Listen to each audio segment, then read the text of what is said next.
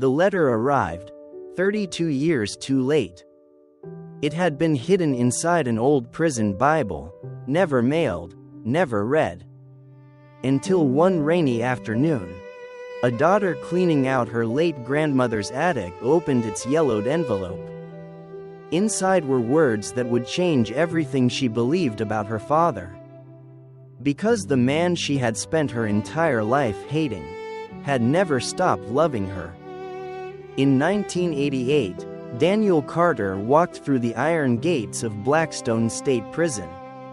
31 years old, convicted of armed robbery, sentenced to 12 years. The newspapers called him dangerous. His neighbors called him a disgrace.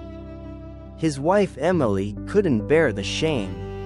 She packed their belongings, took 6-year-old Lily, changed cities, changed their last name, and never looked back.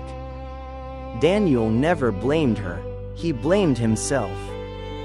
Every night, after the prison lights went out, he stared at the concrete ceiling, thinking of only one question. Will my daughter remember my face? Months became years, letters returned unopened. Birthday cards came back stamped, recipient unknown. Still, every Christmas, every birthday, every Father's Day, Daniel kept writing. One letter after another, even though no one ever answered. Prison changes people. Some become harder. Some disappear inside themselves. Daniel almost did. Until he met an elderly inmate named Samuel, who had spent nearly 30 years behind bars working quietly in the prison library. Samuel read every book, quoted scripture from memory, and carried a peace that prison could never steal. One afternoon, he noticed Daniel throwing another returned letter into the trash. Samuel picked it up, smoothed the wrinkles, and softly asked, "If your daughter never reads your words, does that make them less true?" Daniel didn't answer. Samuel handed him an old Bible. Inside the cover he had written, "The world may close every door. God never does." From that day, Daniel began changing. He earned his GED and learned carpentry. He tutored younger inmates, stopped fighting, and started praying. Not because he expected forgiveness, but because he wanted to become someone worthy of it.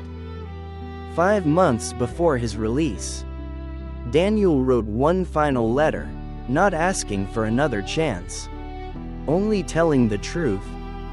"I missed your first school play, your birthdays, your graduations. Because my own choices stole those moments. I cannot ask you to forgive me. That belongs to you. But every day, I was your father." Samuel carefully read the letter, folded it, and quietly said, "Don't mail this today." Daniel asked, "What if the address is wrong again?" Samuel smiled, "Then leave it somewhere. God can find it." Daniel placed the letter inside Samuel's old Bible, planning to retrieve it before his release.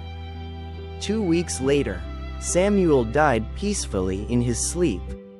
The Bible was boxed away with his belongings and forgotten. Daniel was released months later. He searched for the Bible, but no one knew where it had gone. Eventually, he stopped looking. 32 years later, Lily Carter cleaned her late grandmother's attic and found a box labeled "Prison Ministry." Inside was an old Bible and one unopened envelope with her name written in her father's handwriting. Her hands trembled.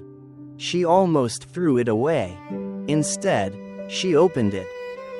She expected excuses. She found remorse. She expected anger. She found humility.